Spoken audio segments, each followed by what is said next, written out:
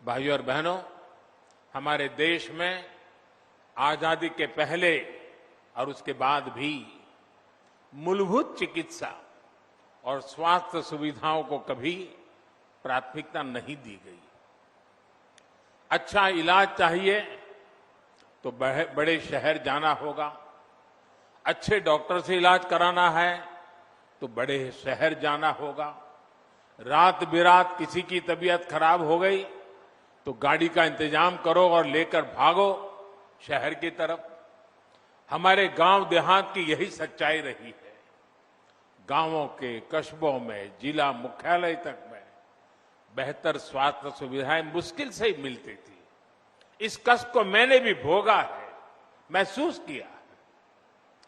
देश के गरीब, दलित, शोषित, वंचित, देश के किसान, गांवों के लोग, छोटे छोटे बच्चों को सीने से लगाए इधर उधर दौड़ रही माताएं, हमारे बुजुर्ग जब स्वास्थ्य की बुनियादी सुविधाओं के लिए सरकार की तरफ देखते थे तो उन्हें निराशा ही हाथ लगती थी। इसी निराशा को मेरे गरीब भाई बहनों ने अपनी नीति मान लिया था।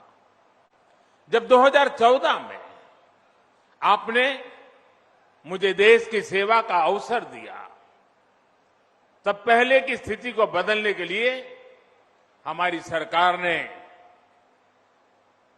दिन रात एक कर दिए। जनमानस के कष्ट को समझते हुए, सामान्य मानवी की पीड़ा को समझते हुए, उसके दुख दर्द को साझा करने में हम भागीदार बने। हमने देश के स्वास्थ्य सुविधाओं को सुधारने के लिए, आधुनिकता लाने के लिए एक महायज्ञ शुरू किया, अनेक योजनाएं शुरू की। लेकिन मुझे इस बात का हमेशा अफसोस रहेगा कि यहां पहले जो सरकार थी उसने हमारा साथ नहीं दिया। विकास के कार्यों में वो राजनीति को ले आई, केंद्र की योजनाओं को यहां यूपी में आगे नहीं बढ़ने दिया गया। साथियों, यहां अलग अलग आयु वर्ग के बहन भाई बैठे हैं। क्या कभी किसी को याद पड़ता है? और याद पड़ता है तो मुझे बताना। क्या किसी को याद पड़ता है कि उत्तर प्रदेश के इतिहास में कभी एक साथ इतने मेडिकल कॉलेज का लोकार्पण हुआ हो? हुआ है कभी? नहीं हुआ है ना। पहले ऐसा क्यों नहीं होता था और अब ऐसा क्यों हो रहा है? इसका एक ही कारण है, राजनीतिक इच्छा शक्ति और राजनीतिक प्राथमिकता। जो पहले थे उनकी प्राथमिकता अपने लिए कमाना और अपने परिवार की तिजोरी भरना था। हमारी प्राथमिकता गरीब का पैसा बचाना, गरीब के परिवार को मूलभूत सुविधाएं देना। साथियों, बीमारी अमीर गरीब कुछ नहीं देखती है, उसके लिए तो सब बराबर होते हैं।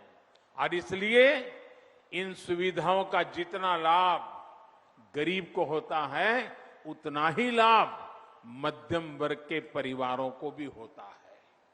साथियों, 7 साल पहले जो दिल्ली में सरकार थी और 4 साल पहले जो यहां यूपी में सरकार थी, वो पूर्वांचल में क्या करते थे? जो पहले सरकार में थे वो वोट के लिए नहीं, डिस्पेंसरी की कहीं छोटे छोटे अस्पताल की घोषणा करके बैठ जाते थे।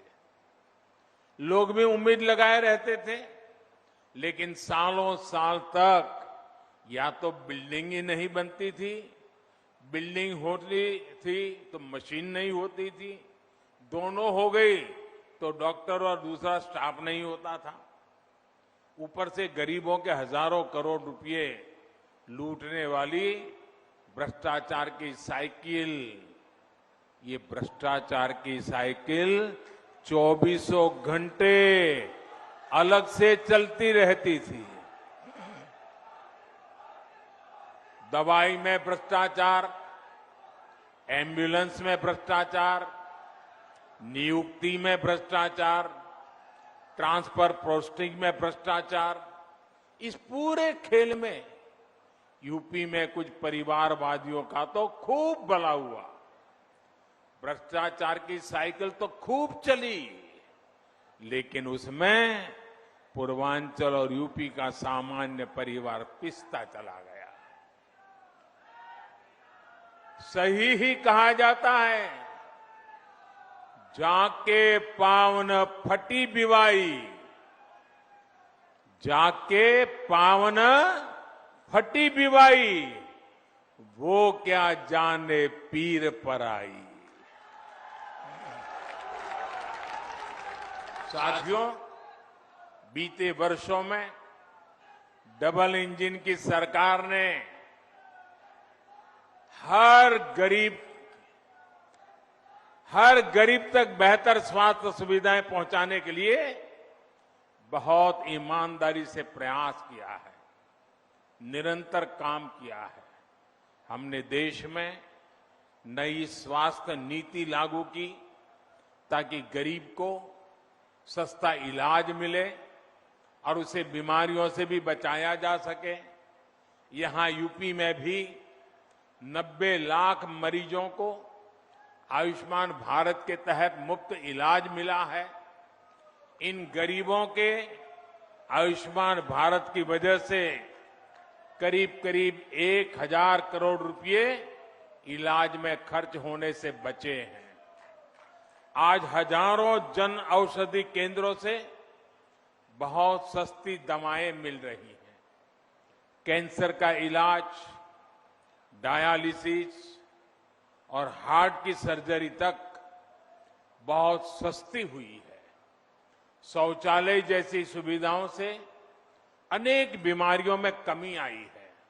यही नहीं, देश भर में बेहतर अस्पताल कैसे बने और उन अस्पतालों में बेहतर डॉक्टर और दूसरे मेडिकल स्टाफ कैसे उपलब्ध हो, इसके लिए बहुत बड़े और लंबे विजन के साथ काम किया जा रहा है।